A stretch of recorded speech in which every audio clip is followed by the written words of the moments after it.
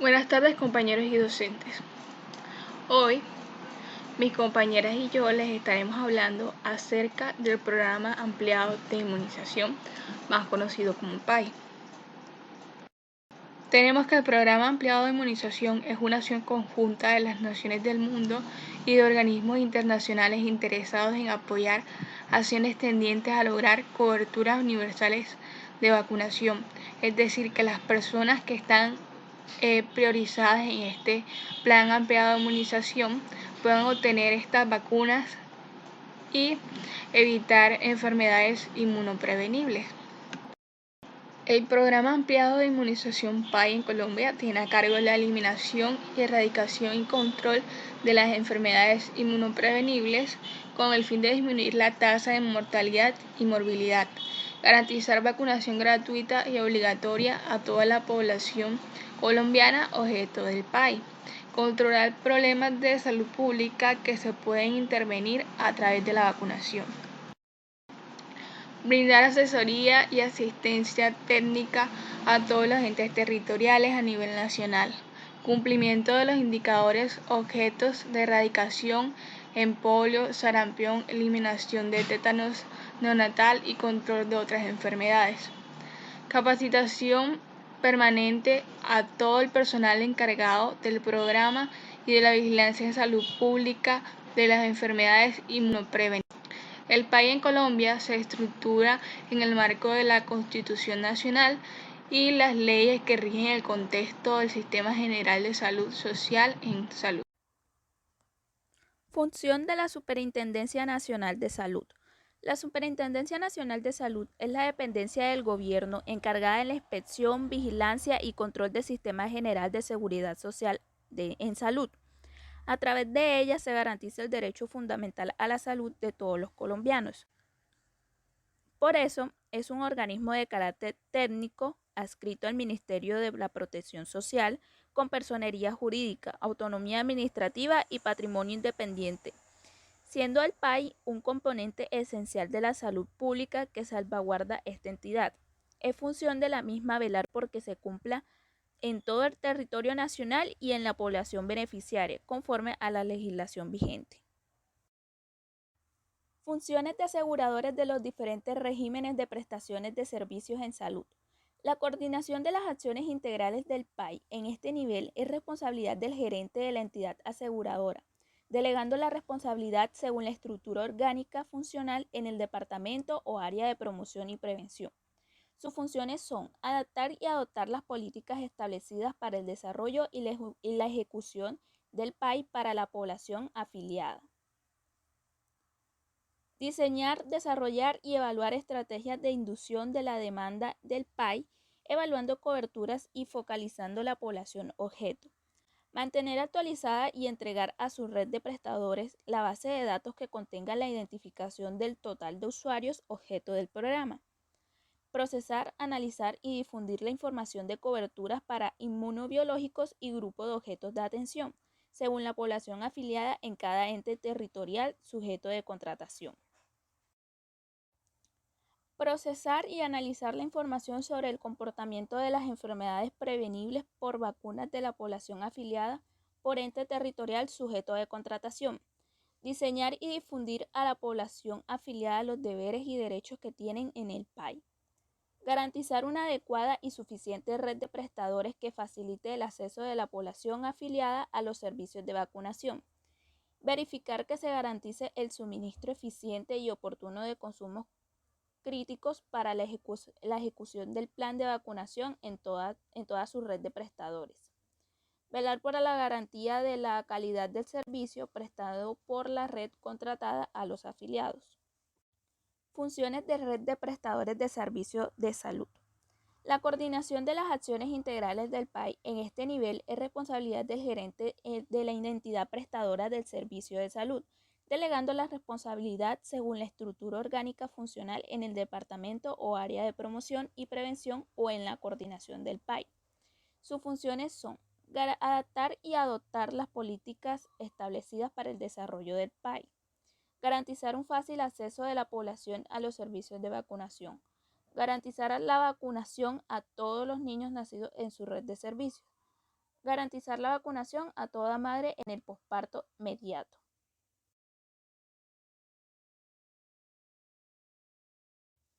Implementar el Sistema Único de Información del PAI. Mantener actualizadas las bases de datos de sus usuarios, según asegurador contratante. Procesar y analizar la información sobre el comportamiento de las entidades prevenibles por vacuna por ente territorial. Implementar el sistema de captación, registro, implementar el sistema de captación y registro, investigación y notificación de efectos adversos secundarios a la vacunación, de acuerdo con los protocolos establecidos en el Sistema de Vigilancia en Salud Pública en el país.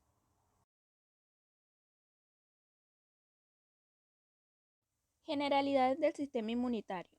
El sistema inmunitario distingue lo propio de lo ajeno y elimina del cuerpo las moléculas y las células ajenas potencialmente nocivas. El sistema inmunitario también puede reconocer y destruir células anormales derivadas de los tejidos del huésped. Cualquier molécula capaz de ser reconocida por el sistema inmunitario se considera un antígeno. La piel, la córnea y las mucosas de los aparatos respiratorios, digestivo y urogenital constituyen una barrera física que es la primera línea de defensa del cuerpo. Algunas de estas barreras también tienen funciones inmunitarias activas. La ruptura de la barrera anatómica puede desencadenar estos tipos de respuesta inmunitaria, que son innata, adquirida y pasiva. En la inmunidad innata o inespecífica es un sistema de defensa en el cual el huésped nació y lo que protege contra todo, con el cual el huésped nació y todo lo que lo protege contra los antígenos. La inmunidad innata consiste en barreras que impiden que los materiales dañinos ingresen en el cuerpo. Estas barreras forman la primera línea de defensa en la respuesta inmunitaria. Unos ejemplos de inmunidad innata abarcarían en el reflejo de la tos, las enzimas de las lágrimas y los aceites de la piel, el moco que atrapa bacterias y partículas pequeñas, la piel y el ácido gástrico. En la inmunidad adquirida es la inmunidad que se desarrolla con la exposición a diversos antígenos. El sistema inmunitario de la persona construye una defensa contra ese antígeno específico. En la inmunidad pasiva tenemos que se debe a anticuerpos que se producen en un cuerpo diferente al nuestro. Los bebés tienen inmunidad pasiva dado que nacen con los anticuerpos de la madre que se les son transferidos a través de la placenta. Estos anticuerpos desaparecen entre los 6 y 12 meses de edad. La inmunidad pasiva también puede deberse a la inyección de antisueros que contienen anticuerpos formados por otra persona o animal. Esto brinda protección inmediata contra un antígeno que no suministra una protección duradera. Respuesta inmunitaria. La defensa inmunitaria satisfactoria requiere la activación, regulación y resolución de la respuesta inmunitaria. Activación. Las células del sistema inmunitario se activan cuando un antígeno extraño es reconocido por los receptores de la superficie celular. Una vez reconocido el antígeno, el complejo antígeno-anticuerpo o el complejo microorganismo son internalizados. La mayoría de los microorganismos mueren después de ser fagocitados, pero por otros lados se inhibe la capacidad de destrucción intracelular de fagocito, como por ejemplo las micobacterias que han sido incorporadas por un macrófago que inhibe la capacidad de matar células. Regulación. La respuesta inmunitaria debe regularse para impedir que dañe el propio huésped, por ejemplo la anafilaxia y destrucción celular generalizada. Los linfocitos T reguladores, la mayoría de los cuales expresan el factor de transcripción, estos ayudan a controlar la respuesta inmunitaria mediante la secreción de citocinas inmunodepresoras, como la interleuquina 10 y el factor del crecimiento transformante beta o a través de mecanismos independientes del contacto celular. Estas células reguladoras ayudan a impedir respuestas autoinmunitarias y probablemente ayudan a resolver respuestas activas frente a antígenos ajenos. Finalmente, en la resolución tenemos que la respuesta inmunitaria termina cuando el antígeno es secuestrado o eliminado del cuerpo. Sin un estímulo por parte del antígeno, la secreción de citocinas cesa y los linfocitos T, citotóxicos activados, sufren una apoptosis. La apoptosis marca una célula para su inmediata fagocitosis. lo que evita el vertido del contenido celular y el desarrollo de la consiguiente inflamación. Los linfocitos B y T se han diferenciado en células de memoria que se liberan en este destino. Trastornos del sistema inmunitario y alergias. Los trastornos del sistema inmunitario ocurren cuando la respuesta inmunitaria está dirigida contra el tejido extraño, es excesiva o no se presenta. Las alergias involucradas en una respuesta inmunitaria a una sustancia que el cuerpo de la mayoría de las personas perciben como inofensivas. Complicaciones debido a una respuesta inmunitaria alterada. Una respuesta inmunitaria eficiente protege contra muchas enfermedades y trastornos, mientras que una respuesta inmunitaria ineficiente permite que las enfermedades se desarrollen. Una respuesta inmunitaria excesiva, deficiente o equivocada causa trastornos del sistema inmunitario. Una respuesta inmunitaria hiperactiva puede llevar al desarrollo de enfermedades autoinmunitarias, en las cuales se forman anticuerpos contra los tejidos del propio cuerpo. Las complicaciones a raíz de la alteración de las respuestas inmunitarias son, entre otras, alergias o hipersensibilidad, anafilaxia, que es una reacción alérgica que amenaza la vida, trastornos autoinmunitarios, enfermedad injerto contra el huésped, una complicación del trasplante de médula ósea, trastornos de inmunodeficiencia, enfermedad del suero, rechazo del trasplante. A continuación vamos a dar definición a algunos términos. Inmunidad. Se refiere a la observación muy antigua de que los individuos que han sufrido ciertas enfermedades infecciosas están exentos de volver a padecerlas. La inmunidad es el conjunto de factores humorales y celulares que protegen al organismo frente a la agresión por agentes infecciosos. Se obtiene mediante la respuesta inmune producida por el sistema inmunológico, el cual distingue entre lo propio y lo ajeno para eliminar lo ajeno. Tozoide. Son toxinas de origen bacteriano modificadas por medio físico, es decir, el calor, o químicos, que puede ser el formol, o por ingeniería genética, por lo que pierde su capacidad patogénica para producir enfermedad o toxicidad, pero conserva su poder antigénico dado que induce respuesta inmune o protectora por la estimulación de producción de antitoxina y que para efectos prácticos sería considerada como vacunas. Las vacunas son proteínas, polisacáridos o ácidos nucleicos de los microorganismos patógenos que vendrían siendo virus, bacterias, parásitos, que son suministrados al sistema inmunitario como entidades simples, como partes de partículas complejas o por medio de agentes vivos atenuados o vectores, a fin de inducir respuestas inmunitarias específicas, protectoras que inactiven, destruyan o supriman al agente infeccioso patógeno. Contraindicaciones. Una contraindicación es una situación en la que no debe administrarse bajo ninguna circunstancia un medicamento, en este caso una vacuna, por el elevado riesgo que puede tener lugar a una reacción adversa grave o incluso fatal. Inmunobiológicos son productos utilizados para inmunizar. Incluyen vacunas, tozoides y preparados que contengan anticuerpos de origen humano o animal. Como ya les había explicado en la diapositiva anterior, vacunas es una suspensión de microorganismos vivos, inactivos o muertos, fracciones de los mismos o partículas proteicas que al ser administrados inducen una respuesta inmune que previene la enfermedad contra la que se está dirigida. La clasificación de las vacunas vendría siendo según su composición y forma de obtención. Estas se clasifican en víricas y bacterianas. Reglas generales sobre la administración de vacunas. En el caso de las vacunas inactivadas, al no ser afectadas por los anticuerpos circulantes, pueden ser administradas antes, después o al mismo tiempo que otra vacuna de cualquier tipo. Las vacunas virales vivas atenuadas deben aplicarse simultáneamente o esperar los 30 días de intervalo entre ellas para no interferir con la respuesta de replicación viral. Las vacunas virales vivas atenuadas tampoco deben aplicarse simultáneamente con anticuerpos que se encuentran en inmunoglobulinas o en productos de sangre. No existe contraindicación para la administración simultánea de 2 o más vacunas virales. excepto para las vacunas contra cólera y fiebre amarilla, porque se ha observado una disminución en la inmunorespuesta para ambas vacunas. Para viajeros internacionales, la triple viral y fiebre amarilla pueden administrarse simultáneamente o aplicarse con 4 semanas de separación.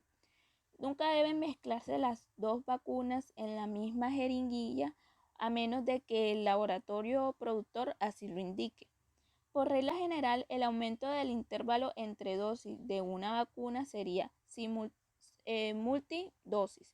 No incluye la eficacia de la vacuna, pero el disminuirlo interfiere con la respuesta inmunológica y la protección que brinda la vacuna.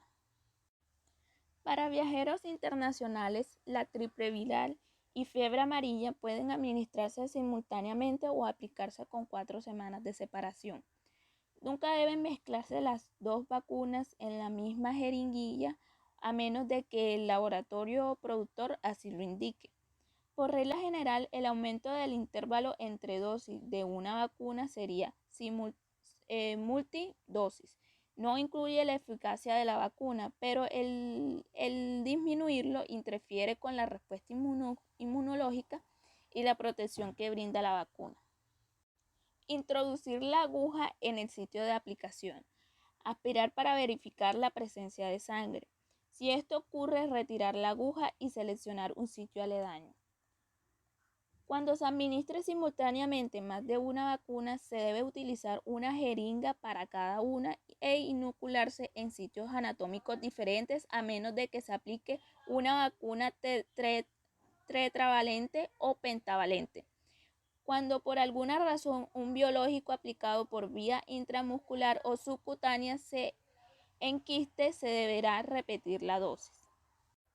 A continuación vamos a definir algunos términos. Dosificación. Las dosis recomendadas de inmunobiológicos se derivan de consideraciones teóricas, estudios experimentales y experiencias clínicas. La administración de dosis menores a las recomendadas al fraccionar la dosis o administrarlas por vía equivocada puede hacer que la protección obtenida no sea la adecuada. De forma similar, no se debe exceder en la dosis máxima recomendada, ya que esto no garantiza una mejor respuesta y en cambio puede resultar peligroso para el receptor debido a la excesividad de concentración local o sistémica del antígeno. Edad de vacunación. Varios factores deben ser tenidos en cuenta al escoger la edad de vacunación. Estos incluyen riesgos específicos de enfermar según el grupo, la edad, madurez del sistema inmune y capacidad a una edad dada para responder a una vacuna específica, y la interferencia por parte de la inmunidad pasiva transferida por la madre. Composición de los inmunobiológicos. La naturaleza específica y los contenidos de la vacuna difieren entre sí, dependiendo de la casa productora. Un inmunobiológico contra la misma enfermedad puede variar en su composición por el uso de diferentes cepas o por la cantidad de unidades internacionales. Líquido de suspensión. Puede ser tan simple como agua destilada o solución salina, o tan complejo como el medio biológico donde se haya producido el inmunobiológico. Tal es el caso de proteínas séricas del huevo, del medio celulares o de cultivo. Preservativos, estabilizadores y antibióticos. Se utiliza este tipo de componentes para inhibir o prevenir el crecimiento bacteriano en los cultivos virales, en el producto final o para estabilizar el antígeno. Coayudantes. En algunas vacunas son microorganismos muertos y fracciones de los mismos que se utilizan compuestos de aluminio o alumbre o de calcio para incrementar la respuesta inmune. Los inmunobiológicos que contienen tales ayudantes pueden inyectarse profundamente en la masa muscular, pues su inoculación en grasa o intradérmica provoca severa irritación local, granulomas o necrosis.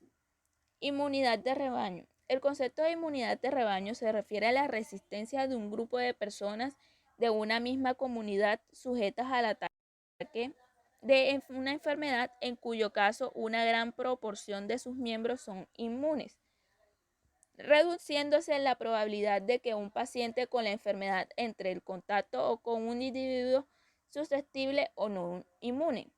La inmunidad de rebaño de una población está determinada por varios factores, tales como la distribución homogénea o no de los susceptibles, la frecuencia y la forma de los contactos de los individuos entre sí.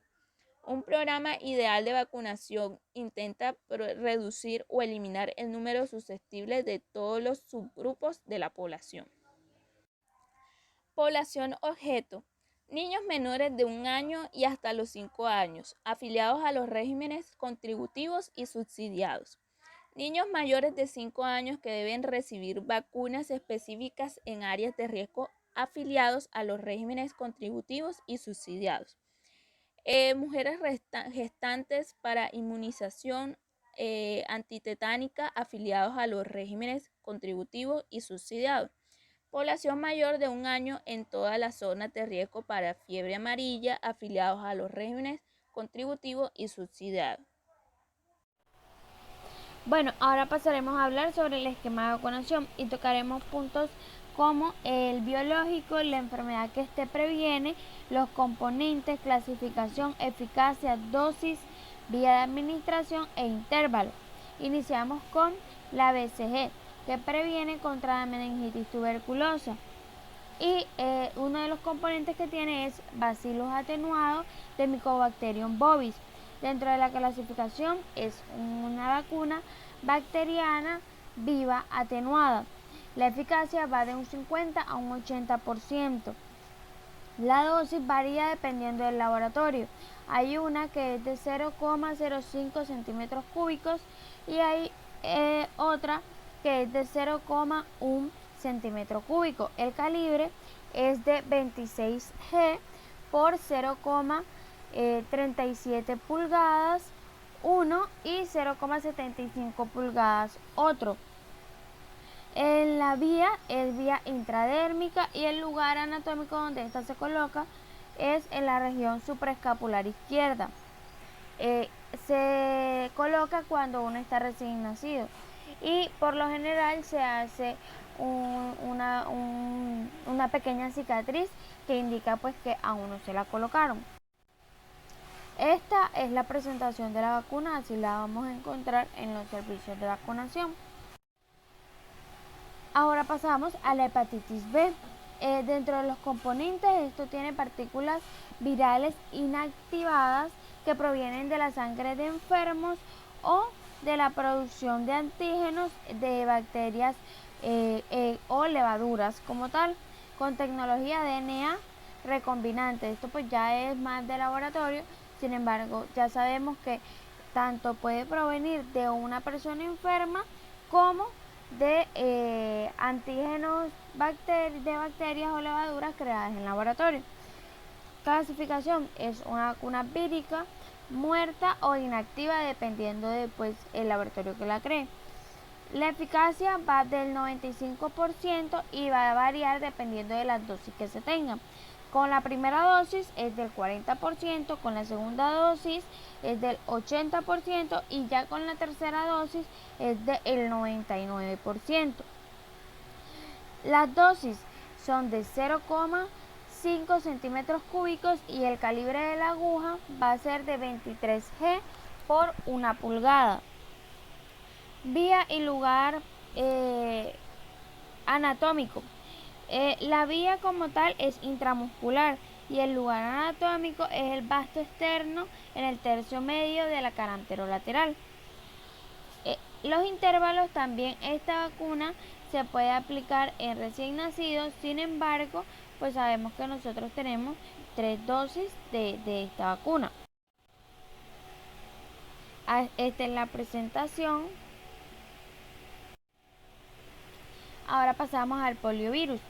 El poliovirus previene contra la poliomielitis y dentro de los componentes que esto tiene son ya componentes más de laboratorio y tiene poliovirus 1, 2, 3 y sulfato de neomicina B 7 microgramos. Dentro de la clasificación es una vacuna vírica viva atenuada, es la oral, mientras que la inyectable es vírica muerta e inactiva. Entonces ahí está la diferencia. Una es muerta e inactiva y la otra es viva atenuada. La eficacia va desde un 95%.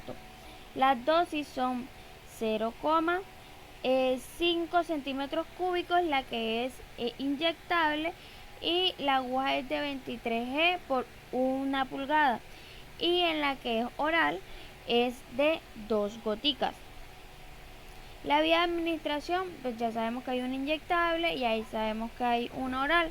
La inyectable se coloca en el vasto externo, tercio medio, cara anterolateral. La mayoría de vacunas se colocan en este sector, y los intervalos van a depender, pues, a la primera es a los 2 meses, la segunda es a los 4 meses, la tercera a los 6 meses, la cuarta a los 18 meses, que es el primer refuerzo, y a los 5 años el segundo refuerzo. O sea, son 3 dosis como tal y 2 refuerzos. Esta es la presentación. Esta sí tiene varios laboratorios pues que la fabrican, y por ende aquí está expuesto.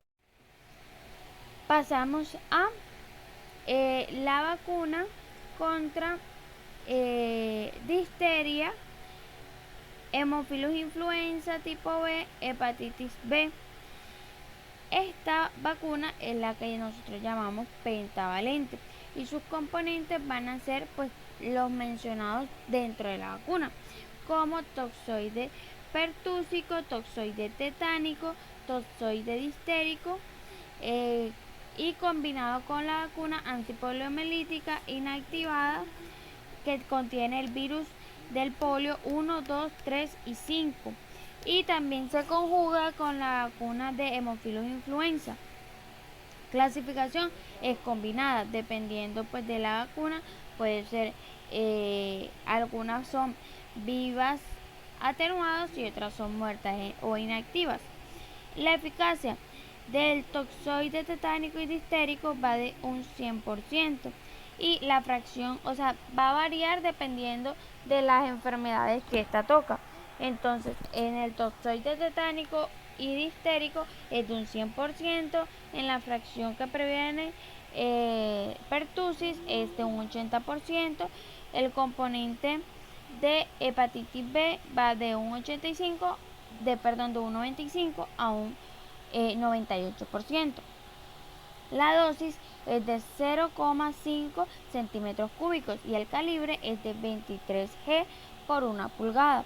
El lugar anatómico también es el vasto externo, en el tercio medio de la cara anterolateral del muslo. La vía es intramuscular y los intervalos son 3 dosis, la primera a los 2 meses, la segunda a los 4 meses y la tercera a los 6 meses.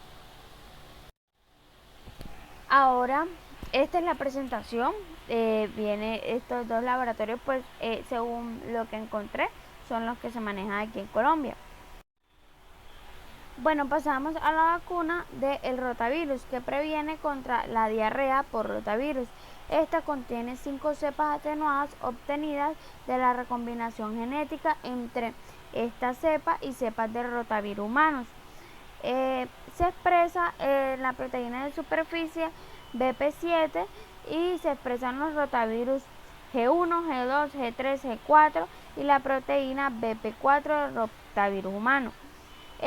Dentro de la clasificación se clasifican en vacunas víricas vivas atenuadas.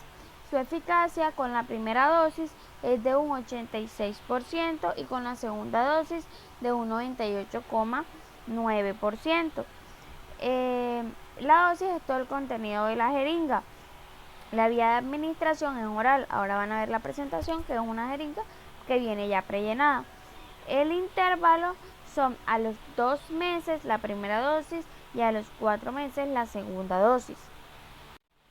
Aquí está la presentación, así viene, la jeringa viene pues ya llenada. Pasamos a la neumococo, que esta previene contra varias enfermedades como la neumonía, otitis, meningitis y bacteremia. Dentro de los componentes que este tiene, tiene 23 de los 84 serotipos identificados para neumococo. Tiene, bueno, todos los que están acá para no prolongarme. La clasificación es bacteriana, muerta o inactiva. Dentro de la eficacia ronda entre un 90%. La dosis es de 0,5 centímetros cúbicos y el calibre de la aguja es de 23 G por 1 pulgada. Lugar de administración es en el vasto externo, en el tercio medio, en la cara anterolateral del muslo. La vía siempre va a ser intramuscular.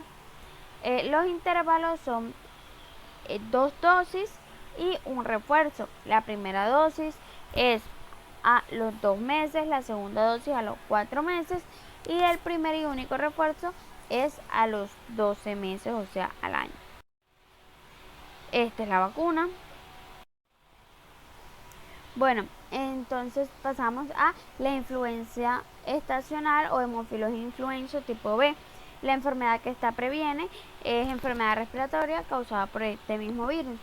Los componentes es compuesta por oligosacáridos cortos conjugados por una proteína transportadora llamada CRN197, que de esta se desprende una variante no tóxica de la toxina difterica. ¿Cómo es la clasificación? Es una vacuna bacteriana inactiva. Dentro de la eficacia para Haemophilus influenza tipo B, las enfermedades invasoras por este es de un 95% y de neumonía debido a esta causa es de un 87%. La dosis a administrar es de 0,5 centímetros cúbicos. El calibre va a ser 23 G por 1 pulgada. El lugar anatómico para administrar va a ser el vasto externo, en el tercio medio, en la cara anterolateral del muslo. La vía intramuscular. Los intervalos van a ser 2 dosis y un refuerzo. La primera dosis a los 6 meses, la segunda dosis a los 7 meses y la tercera dosis, en este caso no sería como tal una dosis sino un refuerzo, es a los 12 meses. Esta es la presentación, como viene la vacuna. Ahora pasamos a la triple viral. Este contiene pues varios, todos los virus que mencionan ahí. Entonces mencionan que trae virus vivos atenuados de sarampión, papera y rubiola de unas cepas que están aquí mencionadas, las cuales son obtenidas de células de embrión de pollo. Se le agregan azúcares hipertónicos y gelatina para estabilizar todas estas. Es una vacuna vírica viva y atenuada. Dentro de la eficacia es de un 95%. La dosis es de 0,5 centímetros cúbicos. El calibre de la aguja es de 25 G por 0,62 pulgadas. Pues en el documento donde lo encontramos así 5 octavos. Sin embargo, pues nosotros nos encargamos de convertir todo esto para que sea más fácil. Ya, entonces ya sabemos que la triple viral, su aguja en pulgadas es de 0,62 pulgadas. El lugar de administración, el lugar anatómico de administración es en la región inferior del brazo y la vía es subcutánea, ya, o sea, en el deltoides. Los intervalos es una sola dosis a los 12 meses de edad. Aquí está cómo es la vacuna. La vacuna de la varicela, que fue implementada no hace tanto tiempo, sin embargo ha tenido muy buena acogida en el esquema de vacunación. Esta es una vacuna de un virus vivo atenuado de la cepa OCA-MERS, producido células diploides humanas, MRC. Estos ya son términos más de laboratorio. Dentro de la clasificación, como lo dicen en los componentes, es vírica, es viva y está atenuada. Eficacia un 80%. La dosis 0,5 centímetros cúbicos. El calibre de la aguja es de 25G y 0,62 pulgadas, o sea, es bien pequeñita. El lugar anatómico es en la región inferior del brazo y es por vía subcutánea, o sea, en el deltoides. Y el intervalo como tal es la primera a los 12 meses y un refuerzo a los 5 años, si no le ha dado al niño varicela, que pues con la primera dosis se supone que no le debería de dar. La vacuna de la varicela. Para la hepatitis A tenemos una cepa obtenida por un cultivo celular,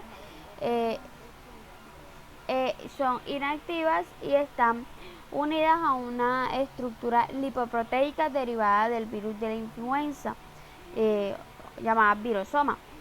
La clasificación pues es vírica, muerta o inactivada. La eficacia tiene una eficacia del 100%. La dosis es de 0,5 centímetros cúbicos. El calibre es de 23G por 1 pulgada. El lugar anatómico va a variar dependiendo si ya camina el bebé o si no camina. Para caminadores es en el vasto externo, en el tercio medio de la cara anterolateral del muslo. Y para los caminadores ya es en el deltoides, vía intramuscular, los dos. Intervalos tiene una dosis única a los 12 meses. Esta es la vacuna de la hepatitis A.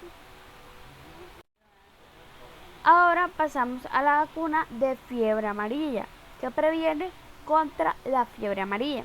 Los componentes son un virus vivo atenuado de fiebre amarilla en la cepa 17D, obtenida por inoculación de embriones también de pollo y liofilizado de jugo de embrión recogido antes de cumplir los 12 días, o sea, se escoge de los embriones de pollo. Y la clasificación es una vacuna vírica con virus como tal vivos atenuados. La eficacia va de un 99%, la dosis es de 0,5 centímetros cúbicos y el calibre es de 25G por lo que veníamos manejando anteriormente, 0,62 pulgadas. La vía en el lugar anatómico como tal es la región inferior del brazo, o sea el deltoides, y la vía siempre va a ser subcutánea. El intervalo son 18 meses, una dosis única. También esta dosis es única, sin embargo, cuando la persona va a ir a zonas endémicas, que de pronto va a viajar o algo, se la piden y no puede ser con un intervalo menor a 10 años. Esta es la fiebre amarilla. Estos son pues dos de los laboratorios que la fabrican. Ahora pasamos a la DPT, que contiene difteria, tosferina y tétano. Previene contra la difteria, la tosferina y el tétano. Contiene pues los componentes que ya pues tiene la vacuna. Es dentro de la clasificación es bacteriana, muerta o inactiva. La eficacia va dependiendo de las enfermedades que trata, va de un 95 a un 98% para tétano, y para difteria va de un 70 a un 85% para tosferina. En la dosis es de 0,5 centímetros cúbicos. El calibre de la aguja como tal es de 23G por 1 pulgada. El lugar anatómico también va a variar dependiendo si ya los niños caminan o no caminan, ya que ya estos niños están más grandecitos. Entonces, para no caminadores va en el vasto externo del tercio medio en la cara anterolateral del muslo, y para caminadores en el deltoides, vía intramuscular. intervalos: a los 18 meses el primer refuerzo y a los 5 años el segundo refuerzo. ¿Por qué refuerzo? Porque recordemos que en la pentavalente ya se están colocando estas vacunas, entonces ya esta como tal, que solo contiene esto, son refuerzos. Esta es la vacuna como tal de DPT. Ahora pasamos a la vacuna del virus del papiloma humano, que esta previene contra el cáncer de cuello uterino. Los componentes de estos son proteínas no infecciosas altamente purificadas para cada tipo del virus del papiloma humano, dentro de los cuales está el 6, 11, 16 y 18. Dentro de la clasificación es vírica, muerta o inactiva. Su eficacia va de un 98%. Esto también depende pues de la dosis, si se colocan las dos dosis. La dosis como tal es de 0,5 centímetros cúbicos. El calibre de la aguja es de 23 G por 1 pulgada, mientras que hay otros laboratorios los cuales tienen de 22 G por 5.5 pulgadas y también de 22 G pero por 2.75 pulgadas. También esto va a variar, depende de la masa muscular que tenga la niña. El lugar anatómico es en el deltoides, vía intramuscular. Son dos, la primera es a los 9 años y otra a los 6 meses. ¿Cómo así? Digamos que la niña no se la colocó a los 9 años, sino que se la colocó a los 10 años. Entonces, a la fecha que se le coloque y 6 meses después de esto.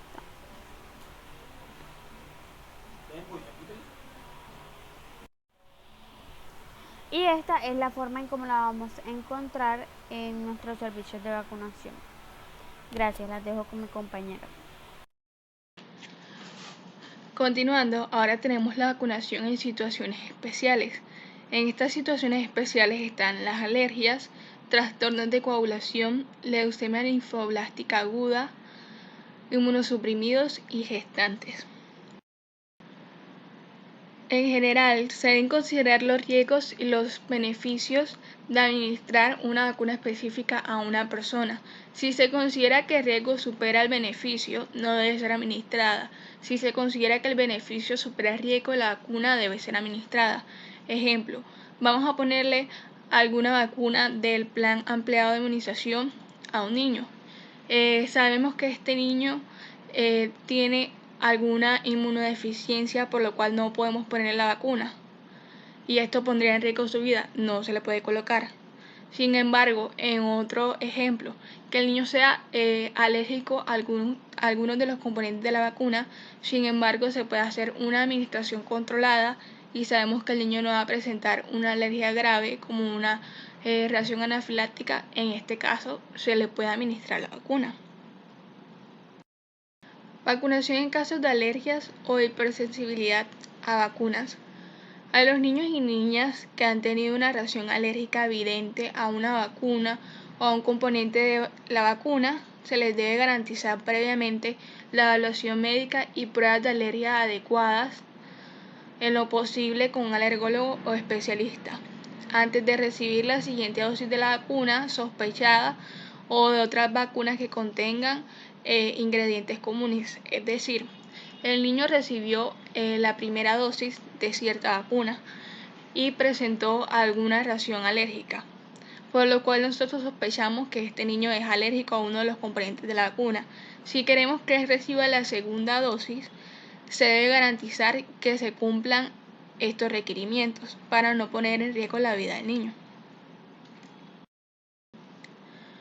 La evaluación y las pruebas determinarán si el niño o niña es actualmente alérgico, qué vacunas suponen un riesgo y si hay disponibles vacunas alternativas sin el alergeno.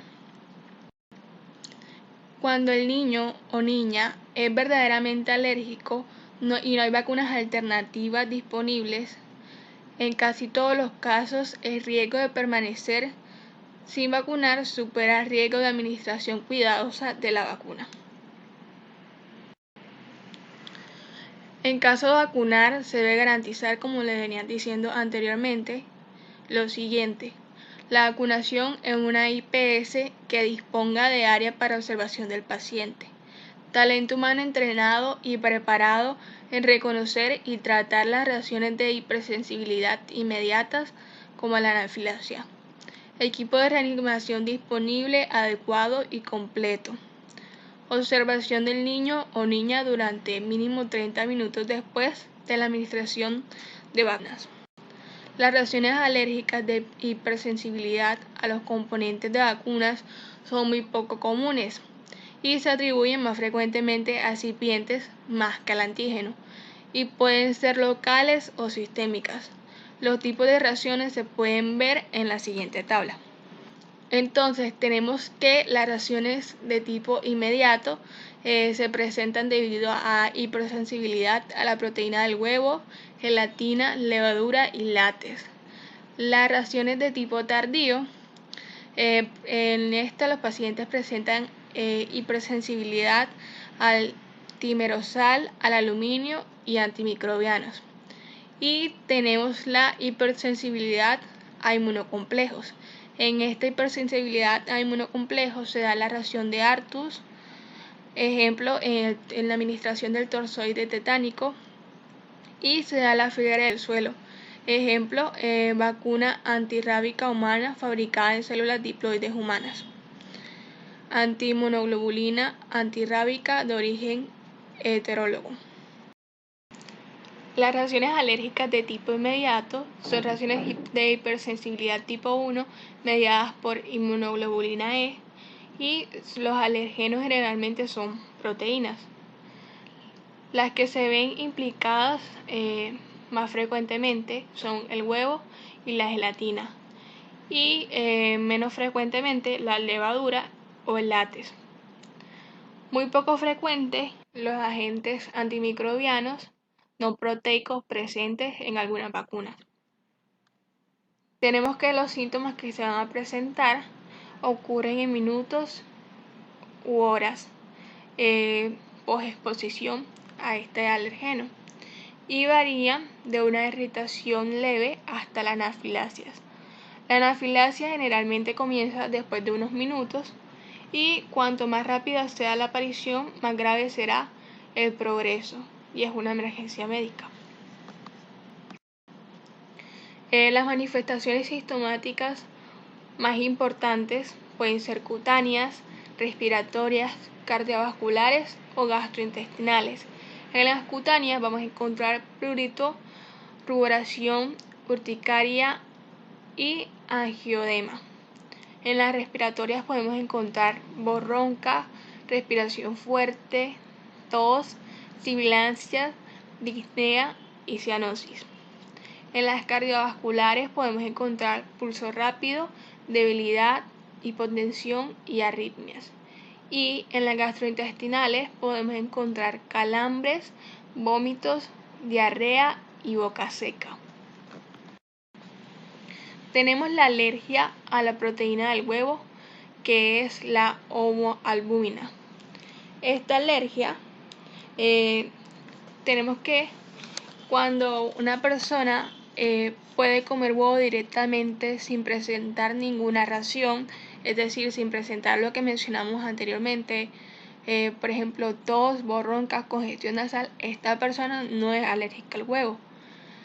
Pero cuando esta presenta alguno de los síntomas mencionados anteriormente, es alérgica al huevo, por lo cual no podría recibir alguna de las vacunas que contienen huevo. Las vacunas actuales contra el sarampión, las paperas y algunas contra la rabia son derivadas de cultivos de tejido fibroblastos del embrión de pollo y no contienen cantidades importantes de la proteína del huevo. Los niños y niñas con esta alergia pueden recibir estas vacunas sin preocupación especial. ¿Qué vacunas? Las vacunas mencionadas anteriormente, que tienen una pequeña cantidad de huevos y que no suponen un riesgo para estos niños. Sin embargo, si el niño es alérgico a la proteína del huevo y al administrarle esta vacuna tiene una reacción alérgica severa y esta vacuna tiene una segunda dosis, es claro que no podemos darle esta segunda dosis. Siempre debe evaluarse el riesgo que supone administrar la vacuna o no administrarla. La vacuna de influenza estacional fabricada con huevos en una única dosis adecuada a la edad es bien tolerada por casi todos los receptores alérgicos al huevo. La vacuna contra la fiebre amarilla también contiene huevos, sin embargo, la cantidad de huevo en esta es mayor que en la vacuna contra la influenza estacional, y en este caso hay menos información sobre la administración de esta vacuna en pacientes alérgicos al huevo. Por lo tanto, se requiere una valoración inicial en lo posible con un alergólogo o especialista. Además de esto, para su administración se recomienda aplicar una prueba cutánea con la vacuna. Si es positiva esta prueba, entonces se recomienda desensibilizar con administración de la vacuna en dosis graduadas. Además, esta prueba se realiza en un nivel 3 de atención en salud. Las vacunas que contienen gelatina lo contienen como estabilizador y son la triple viral, la varicela, fiebre amarilla, zóster y algunas contra la influenza o rabia. Tenemos que este tipo de alergia a la gelatina es menos común y los efectos que se presentan son leves. Sin embargo, aunque sea poco común, se deben seguir estrictamente las indicaciones previamente señaladas y los protocolos establecidos en la institución. ¿Cuáles son estas indicaciones? Las que mencioné al principio, que es que el paciente tenga una consulta con un especialista o un médico, que además de esto se haga en un lugar que cuente con los equipos en caso de que el paciente presente una reacción anafiláctica y que después de la aplicación el paciente permanezca en el lugar 30 minutos en observación. La alergia a la levadura, al igual que la alergia a la gelatina, presentes en las vacunas es menos frecuente. Esta levadura se encuentra en las vacunas fabricadas utilizando tecnología recombinante en células de levadura que actúan contra la hepatitis B y contra el virus del papiloma humano tetravalente VPH4. La alergia al látex se presenta debido a que este material se encuentra en algunos tapones de los viales de vacunas y émbolos de jeringa que contienen látex. Otros contienen caucho sintético que no representan ningún riesgo para los niños y niñas alérgicos al látex, por lo cual la enfermera debe averiguar cuáles son los viales que vienen con látex y cuáles son los sintéticos para proporcionar la vacuna a este niño. Recordemos que las anteriormente mencionadas reacciones alérgicas al huevo, látex, gelatina, etc. son reacciones alérgicas de tipo inmediato y son mediadas por la inmunoglobulina E. Por otro lado, las reacciones alérgicas de tipo tardío o localizado, en estas la mediación se da por linfocitos T. Son de hipersensibilidad tipo IB, en donde hay estimulación y replicación de los linfocitos antígeno específicos, liberación de linfoquinas y migración y activación de macrófagos. Se presenta en la primera dosis y en personas sensibilizadas a partir de la segunda exposición. En este tipo de alergia vamos a encontrar la alergia al timerasol, también conocido como tiomersal, que es un compuesto orgánico que contiene etilmercurio y se ha empleado como conservante preservativo en algunas vacunas. Este se utiliza para inhibir el crecimiento bacteriano y de hongos en vacunas, sobre todo en los que son viales multidosis.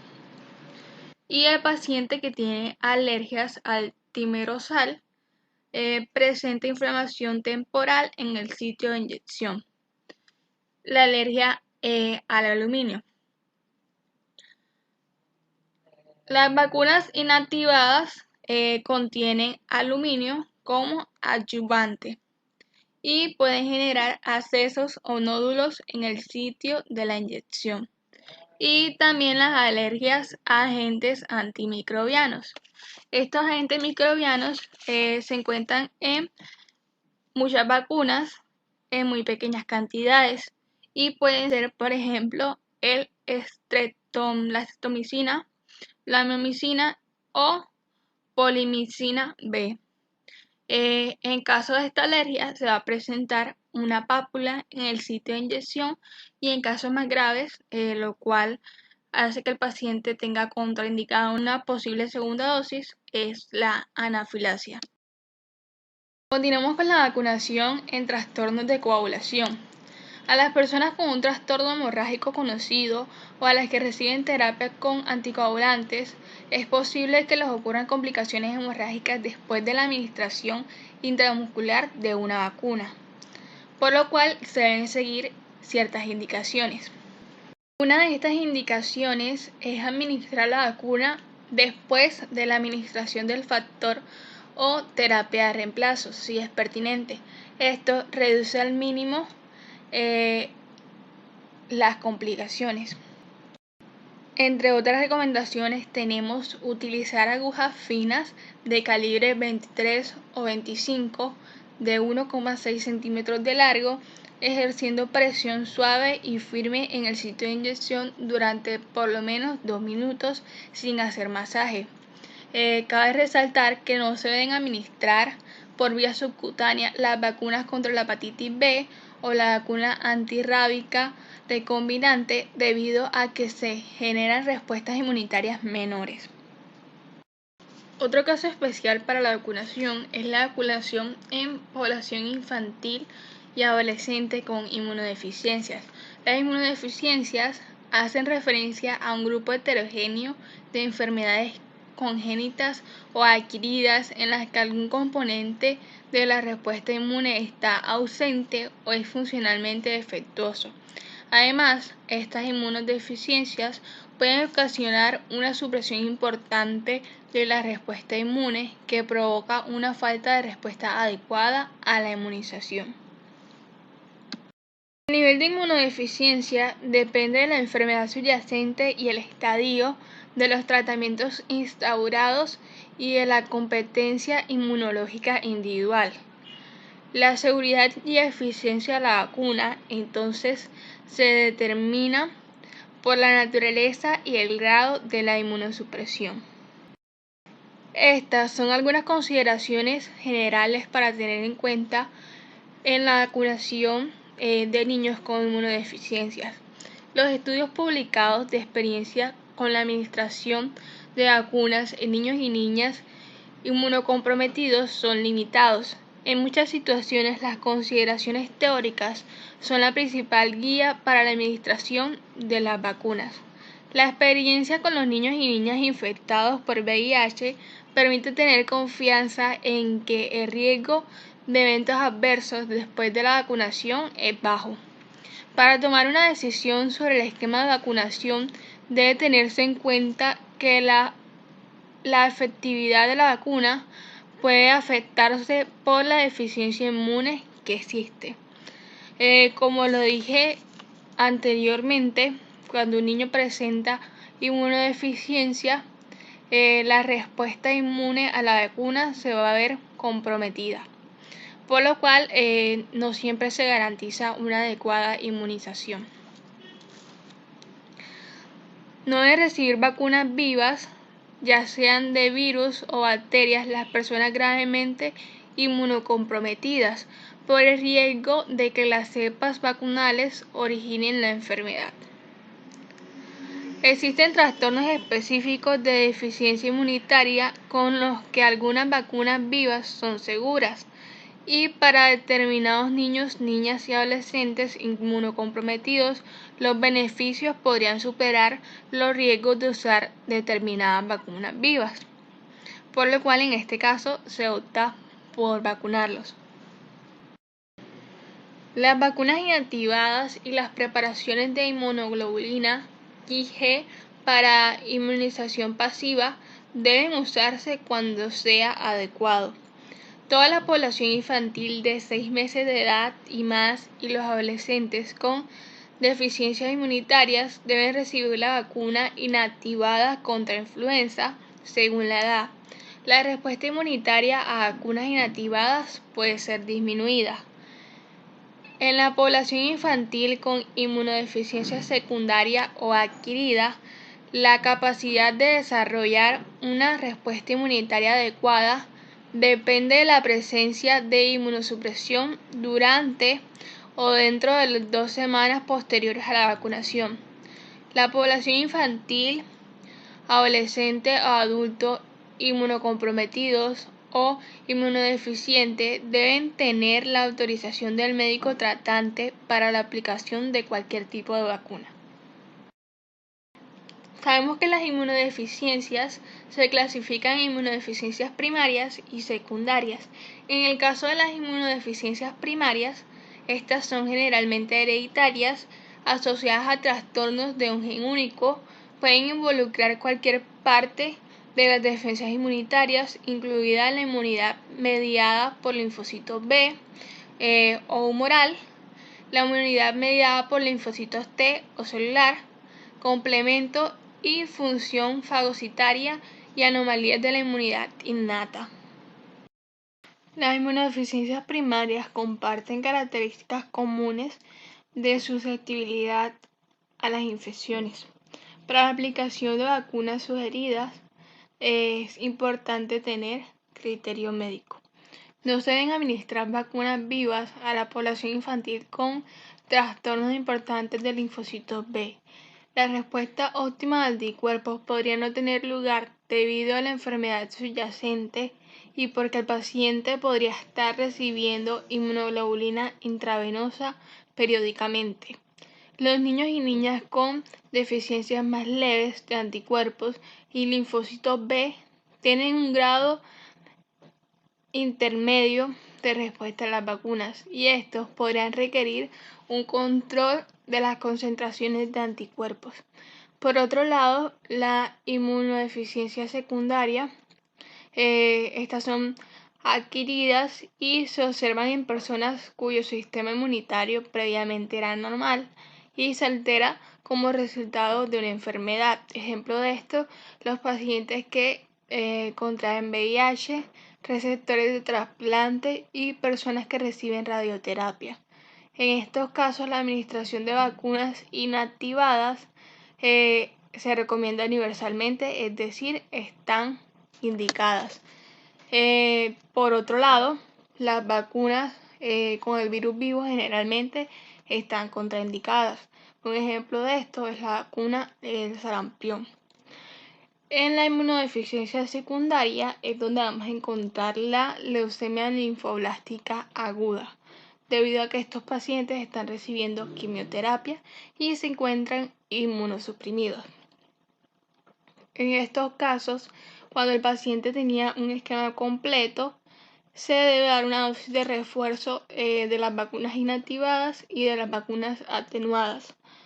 Y si el paciente no tenía un esquema completo, se debe repetir completo 3 meses posterior a la finalización de la quimioterapia, tanto en vacunas inactivadas como en vacunas atenuadas. Está indicada la vacuna triple viral 3 meses al finalizar quimioterapias.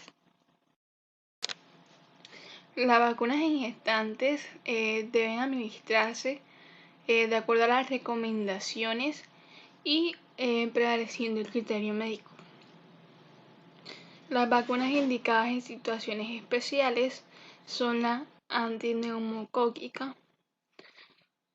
Esta cuando hay alto riesgo de sufrir enfermedades graves o complicaciones a causa de la infección por Streptococcus pneumoniae, antimeningocócica conjugada, cuando hay alto riesgo de sufrir enfermedades graves o complicadas a causa de una infección por Neisseria meningitis o en epidemias o antes de viajar a un área con infección hiperendémica. Hepatitis A y hepatitis B cuando están clínicamente indicadas.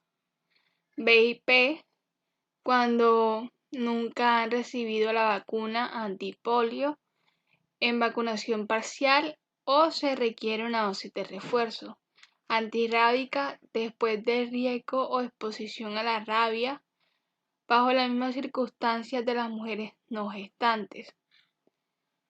Fiebre amarilla y de virus de encefalitis japonesa a administrar si no se puede posponer un viaje a zona endémica o evitar la exposición a los mosquitos. Por otro lado, finalizamos con las vacunaciones en situaciones especiales con las vacunas contraindicadas en las gestantes. Entre estas está la vacuna contra el cólera, está la triple viral, que se recomienda en mujeres susceptibles administrarla antes o después de la gestación. Está la vacuna contra la varicela, también está contraindicada, y a mujeres susceptibles se recomienda administrar 3 meses antes o después de la gestación, como en la anterior. Para mujeres gestantes susceptibles que han estado expuestas a una infección natural de varicela, administrar IG de varicela zoster.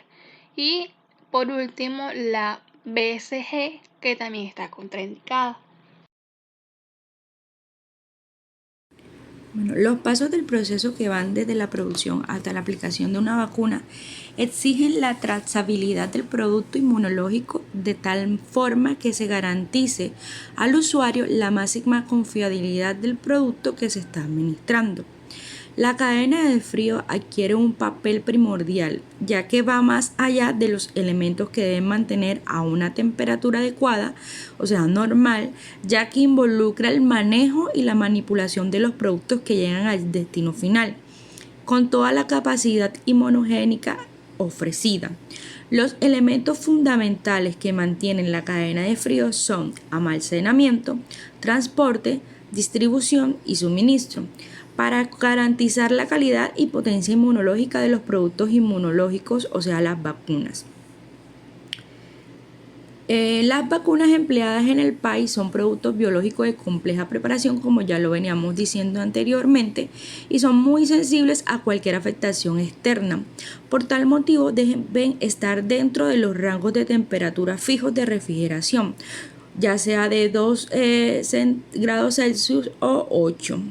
Si se exponen a temperaturas superiores o inferiores por fuera de este rango permitido, disminuirán su capacidad inmunológica y quedarán inutilizadas, por lo que algunas vacunas son más sensibles que otras.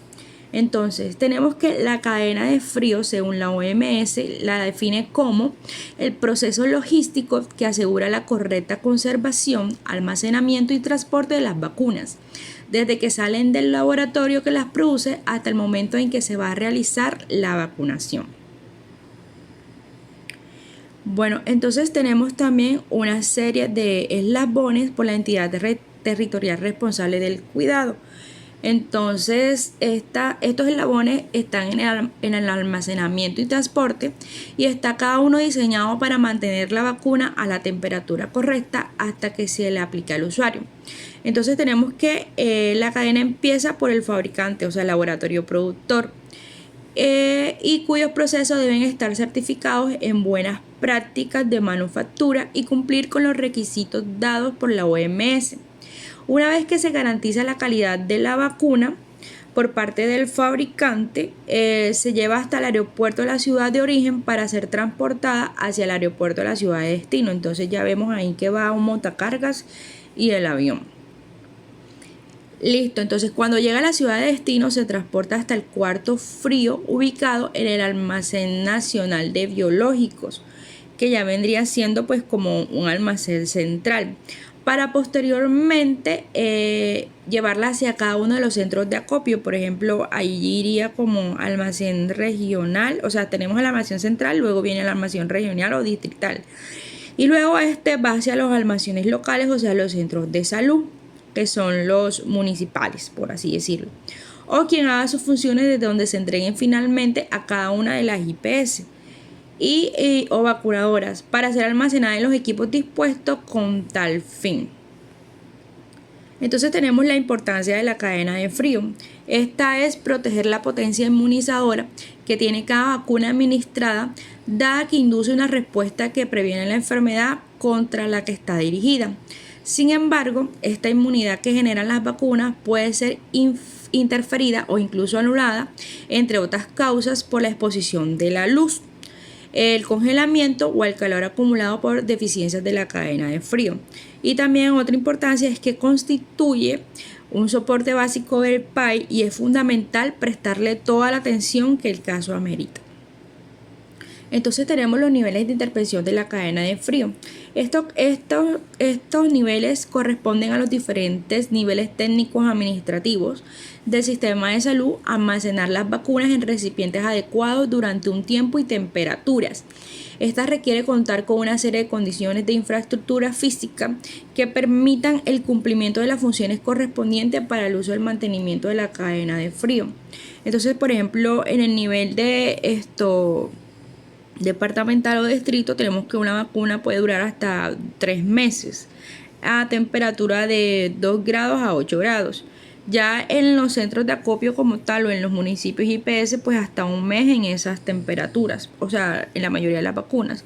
Y en los centros de acopio, en los lugares en el almacén central, pues puede durar hasta 12 meses, o sea, un año. Listo. Ahora tenemos algunos aspectos técnicos de la cadena de frío. Entonces, las vacunas del PAI, pues ya sabemos que son delicadas y muy sensibles al calor y a la luz, como ya lo mencionamos anteriormente. Y estas, si se exponen a temperaturas altas o bajo ceros, unas disminuyen su capacidad inmunológica y pueden quedar inutilizadas.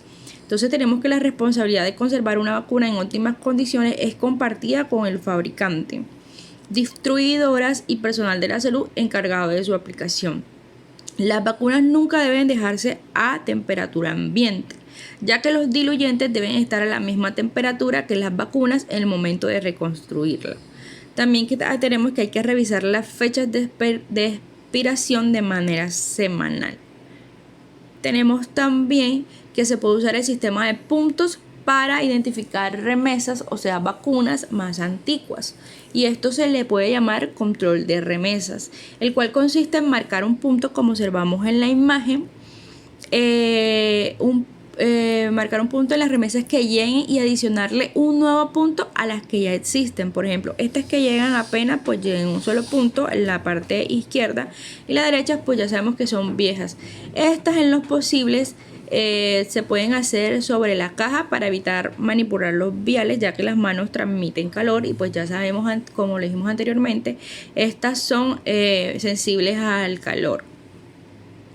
Bueno, entonces también tenemos que si una nueva remesa tiene fecha de vencimiento más próxima, pues esto se debe aplicar, o sea, priorizar esta vacuna y se debe colocar a la población objeto. También se debe tener la precaución de no mezclar los biológicos que se devuelven al refrigerador después de una jornada laboral, ya que con los que no fueron sacados y darles prioridad a al día siguiente. Y nunca hay que usar vacunas vencidas. Tenemos una pregunta: ¿cómo determinamos si una vacuna ha sido congelada? Pues aquí tenemos que vacunas expuestas a congelación y tenemos en el cuadro vacunas no expuestas a congelación. Pues sabemos que una vacuna no expuesta a congelación, el líquido se muestra uniforme y un color blanquecino denso, mientras que la vacuna expuesta a la congelación pues tiene flocos y partículas granuladas que aparecen dentro de menos denso y blanquecino. Después de 15 minutos, pues en la vacuna no expuesta el líquido comienza a aclararse, pero no hay presencia de sedimento. Mientras que en la vacuna expuesta, pues hay presencia de sedimentos que se ubican en el fondo del frasco. Después de 30 minutos, se observa medio claro con sedimento blanquecino uniforme cuando el frasco se mueve y se desplaza con facilidad en la vacuna no expuesta. Mientras que en la otra, que en la expuesta a congelación, se observa sedimento compacto y totalmente separado del líquido, y el cual se desplaza con dificultad cuando se mueve en el frasco. Entonces, tenemos en cuenta que cuando esta vacuna está expuesta a congelación no debe usarse, o sea, cuando presenta estas características no debe usarse, mientras que la vacuna no expuesta a congelación, pues ya sabemos, esta sí se puede usar. Y bueno, muchísimas gracias.